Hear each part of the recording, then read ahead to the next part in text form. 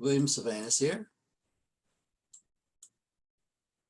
Tonight we're going to continue our presentations on the language that divides us.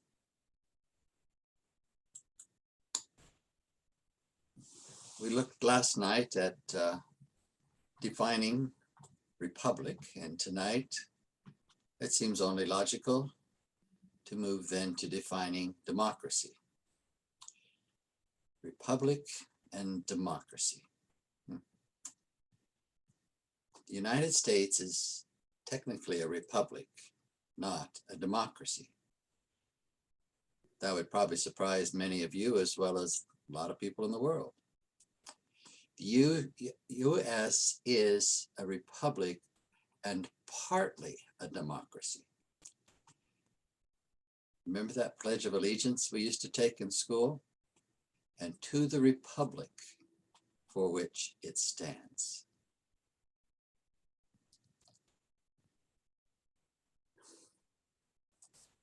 Probably the most appropriate way to put the label is that we are a democratic republic.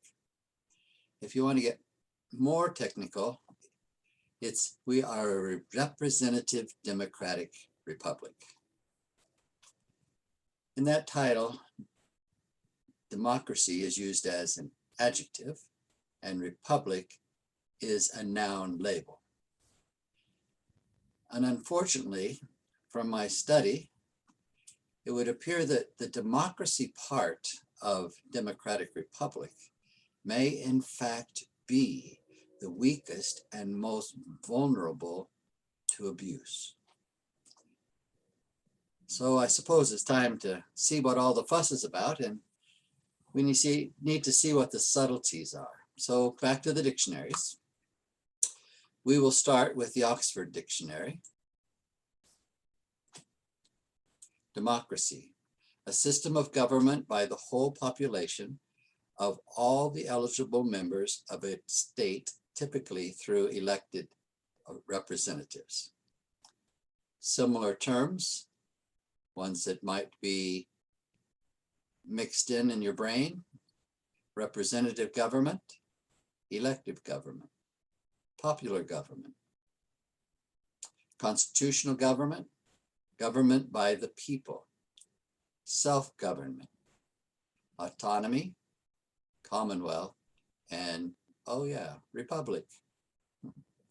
The opposite terms for democracy are tyranny and dictatorship. A second meaning given for democracy is a state governed by a democracy. And the third definition is control of an organization or group by the majority of its members. I'm sure you noted as I read those that republic is a similar term to democracy.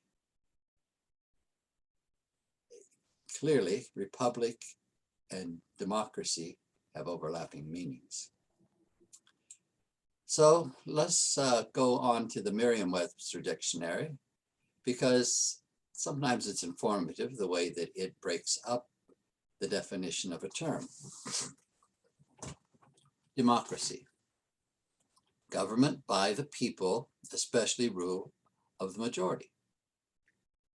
A government in which the supreme power is vested in the people and exercised by them either directly or indirectly through a system of representation, usually involving periodic free elections. Second definition, a political unit that has a democratic government. Third, the common people, especially when constituting the source of political authority. And fourth, the absence of hereditary or arbitrary class distinctions or privileges.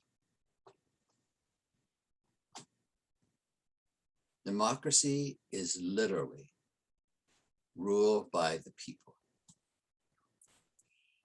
And yet, despite that simplicity in definition, that democracy is anything but simple. Democracy actually brings with it many problems when you try to put it into practice. First, and this is same as what happened with Republic, is the issue of who are the people. We explored that pitfall in that presentation on the Republic, so I won't review it here. Second, here more clearly is the issue of what constitutes a majority. You'll probably be surprised, but actually there are different kinds of majority, each with its own strengths and its own weaknesses. We're going to look at that initially. Well, we already looked at it initially under the term mandate, and we're going to look at majority specifically as another separate word in this series. A third problem that democracy brings with it is the struggle to keep elite interests from compromising the common good and the common welfare.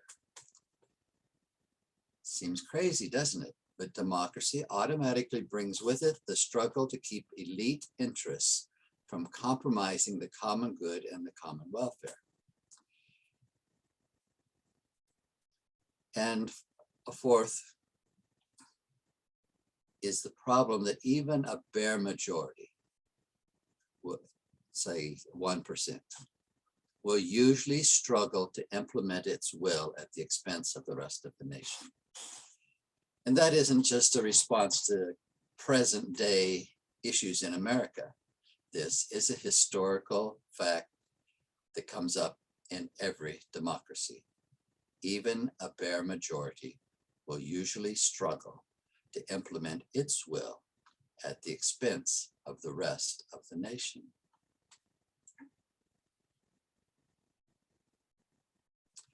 So democracy isn't quite as straightforward as just majority rule.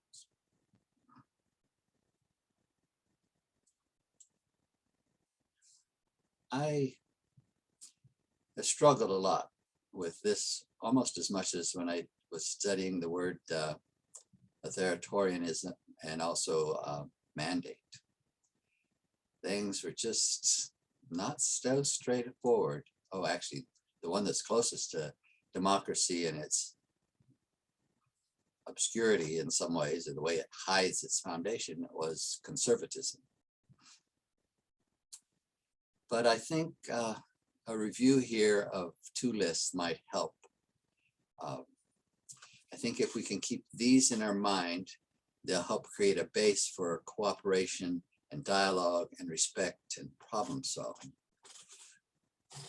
around the terms democracy, and hopefully help us better understand how our democratic republic puts two things together that sometimes cause a little clash and the other times mesh. So anyhow, I want to go over 10 foundations of democracy.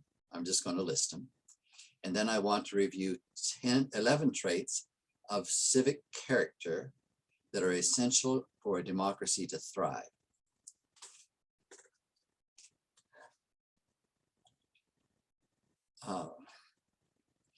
There are other issues that I wish I could present. The issues that surround how to structure a representative democratic republic are really important. They're very important in order to prevent democratic abuses, but they're too complex to address in this video. I will simply reference that the founding fathers in their study of governments, republics, democracies, and then the creating of the Constitution took those differences and those potential problems very seriously. And our Constitution is structured as a way to try and prevent some of those democratic abuses that they were afraid of. So anyhow, again, the foundations of democracy. The foundations of democracy are sovereignty of the people, government based upon the consent of the governed, majority rule, but minority rights, the guarantee of basic human rights, free and fair elections, equality before the law, due process of law, constitutional limits on government, and social, economic, and political pluralism. Now, each of these foundations brings with it uncertain definition and a history of abuses. But you can see clearly all of them are reflected in our expectations of government and what it means to be a citizen and enjoy the privileges of a democratic republic. We value sovereignty of the people. We demand that government is based upon consent of the governed. We stand for majority rule, but we have a very strong interest in minority rights.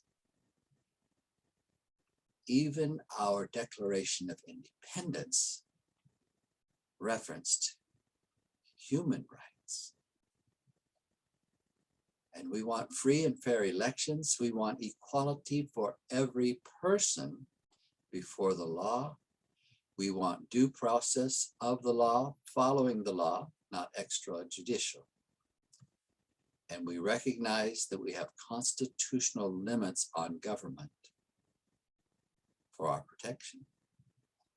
And of course, we enjoy the freedoms of liberty that bring us social, economic, and political pluralism. And when one of those gets threatened, we tend to get a bit nervous.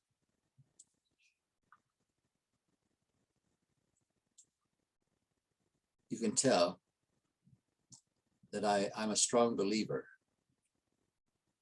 in the system of constitutional, representative, democratic republicanism. But as I said earlier, putting democracy into practice is not an easy task. And much of the structure of our Constitution is in fact an attempt to address the potential abuses.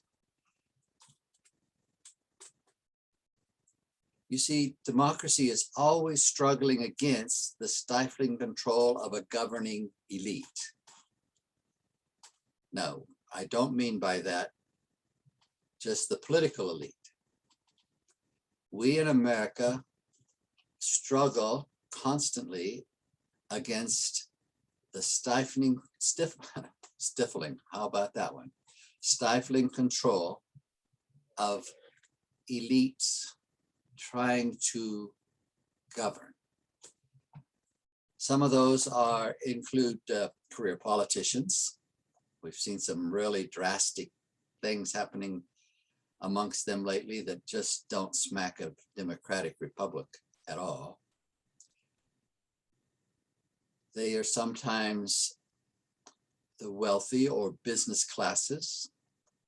The dream of a democratic republic is that you're a classless society, but there has never been the utopian enjoyment of a classless society.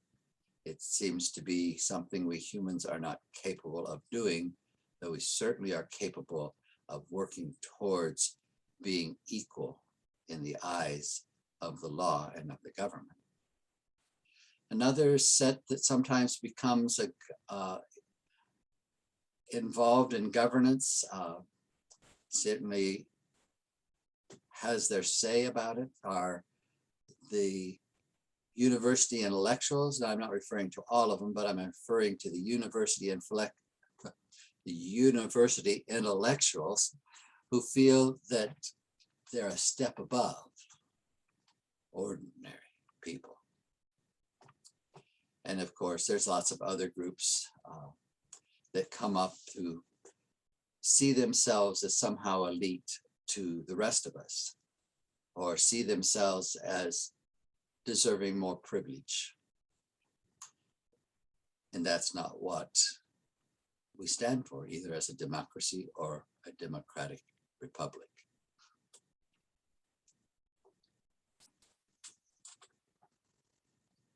There have been, and there are now, something called people's democracies.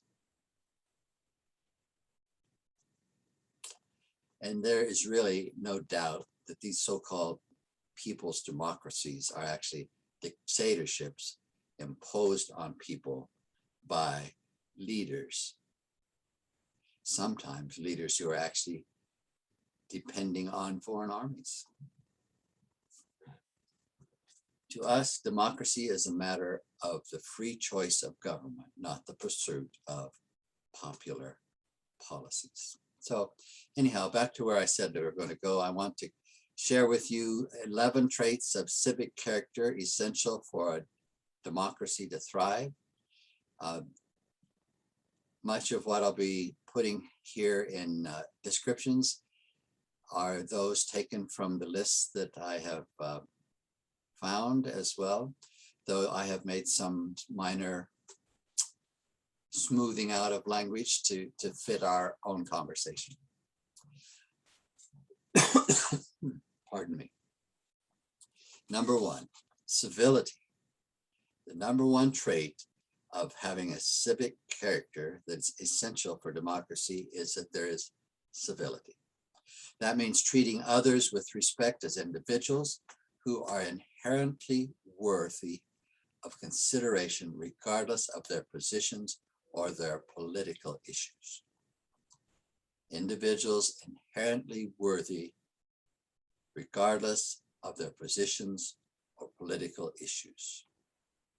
Civility means adhering to commonly accepted standards of discourse while taking part in public debate.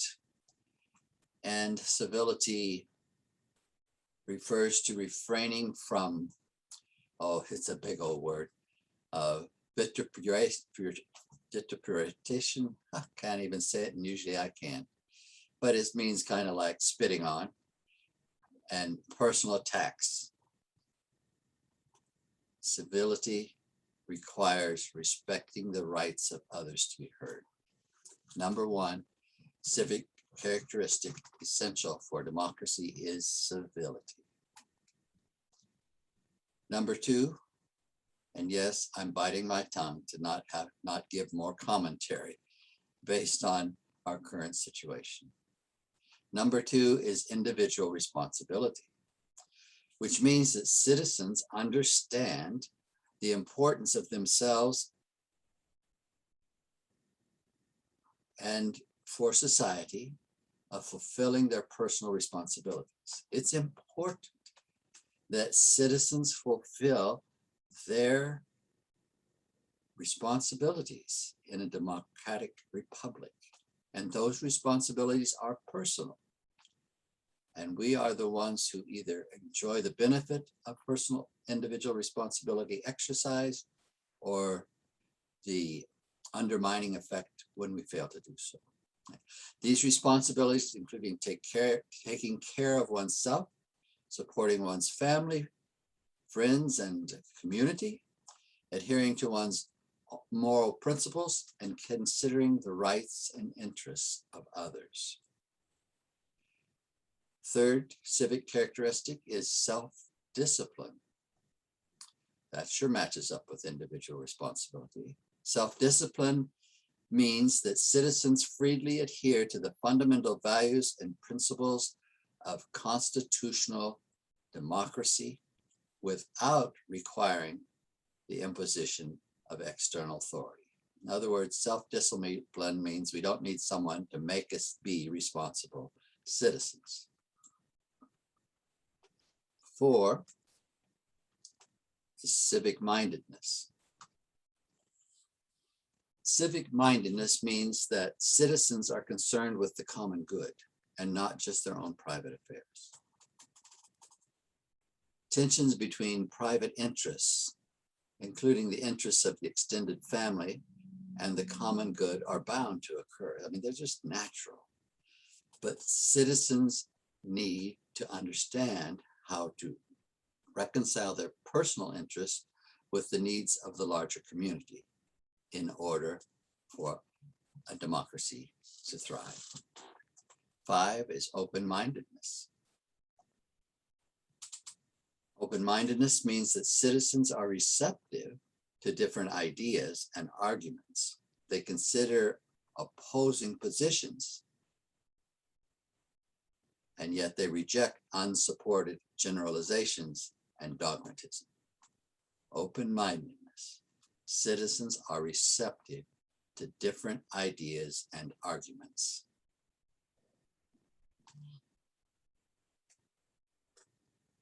Number 6, compromise. Compromise means that citizens sometimes must make accommodations or concessions in the political process. You can understand that without compromise, you could not have a peaceful democracy nor a peaceful republic. Compromise may be appropriate when the alternative is political stalemate, indecision, or in extreme cases, violence. Number 7, toleration of diversity. Toleration of diversity means that citizens respect the right of others to differ about ideas, about ways of life, about customs, about beliefs and religion. Citizens should appreciate the benefits of having people of diverse beliefs and ethnic and racial backgrounds as part of their community, as well as an understanding of how and why diversity can exacerbate tensions. So it's not a starry-eyed tolerance of diversity. It's a balanced one that understands the benefits and the tensions that can arise from that needed diversity. Number 8 of the civic characteristics required for a democratic government to flourish is patience and persistence. I will comment that sometimes I don't want to be patient enough for changes that are needed, but I also acknowledge that there are times when changes are so desperately needed that patience is not a virtue. Again, though, patience and persistence, which means that citizens understand that developing or changing public policy usually requires time and persistent effort. And delay or failure to immediately attain goals appropriate to constitutional democracy should not lead us to abandon our efforts. The 9th civic characteristic of successful democracies is compassion. Compassion means that citizens empathize with each other and demonstrate concern for the welfare of others. Compassion means that citizens empathize with others and demonstrate concern for their welfare. 10th civic characteristic is generosity. I'm glad I don't have to read you a list of the opposites of each of these. That would be a pretty ugly list, but generosity. Generosity means that citizens should be willing to expend their time, effort, and resources for the benefit of others and the community at large. And the final one on my list here is loyalty. An important civic characteristic necessary for the success of a democracy, and I would say of a representative democratic republic, is loyalty to the principles and ideals of that representational, constitutional, democratic republic. Citizens should also be committed to working towards narrowing the gap between democratic ideals and reality. We oftentimes call that perfecting our union.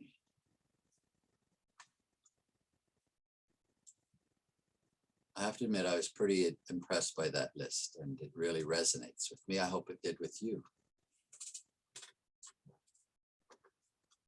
There are a general agreement that liberal democracies are based on four main principles, and I think you'll reflect easily on these as well. A belief in the individual, since the individual is believed to be both moral and rational. Belief in reason and progress, based on a belief that growth and development is a natural condition of mankind, and politics, the art of compromise. Third, a belief in a society that is consensual, based on a desire for order and cooperation, not disorder and conflict.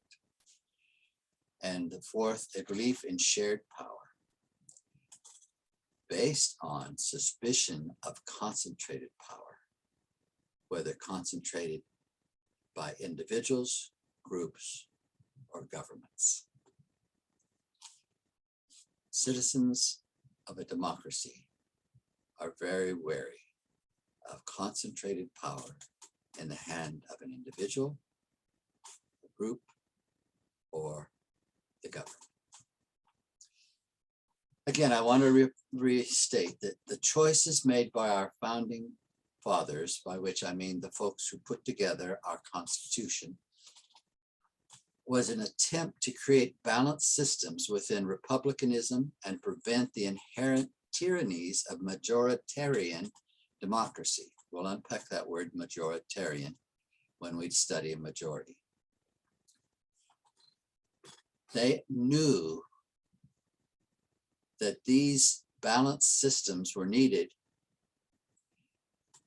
They knew that once they laid them out, we still need to know what they are and explore why they were placed in place in order for us to thrive. I and the 5% say to you, we need to know the tyrannies that the Constitution was created to help us escape,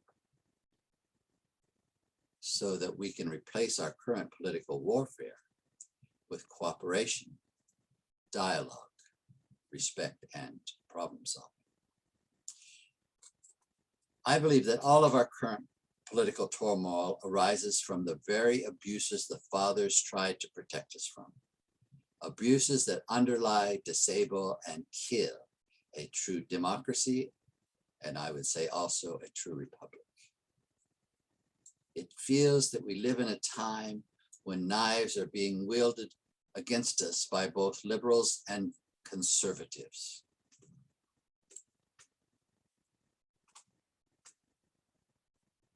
There are very few people who do not agree that our democratic republic is in danger, and that if these abuses are not overcome, it will fall from within. And historically, democratic republics have fallen from within. Our problem is not our wildly different political agendas.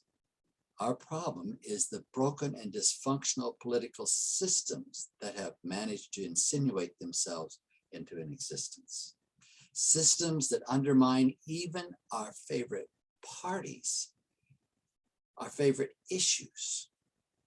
Systems that disempower us and our constitutional foundations. And therefore, I want to invite you to join the 5% as we seek to return the power of government back to we the people and enact the changes needed to stop the current political power struggles that are killing our beloved country. Please identify with us.